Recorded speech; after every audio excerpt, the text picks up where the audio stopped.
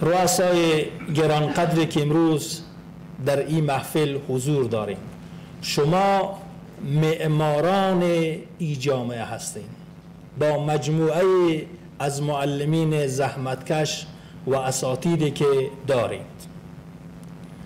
اگر دقیق فکر کنیم، کودک مسلمان به شما سپرده می شود تا در تربیه او شما نقش داشته باشیم، تا ایمان و اعمال او شما اصلاح و تقویت کنیم.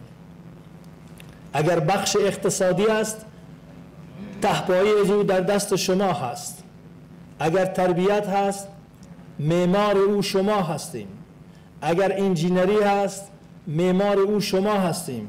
اگر کامپیوتر ساینس است، معمار او شما هستیم. خلاصه پایه و اساس تمام نیازهای یک جامعه در دستان شما هست.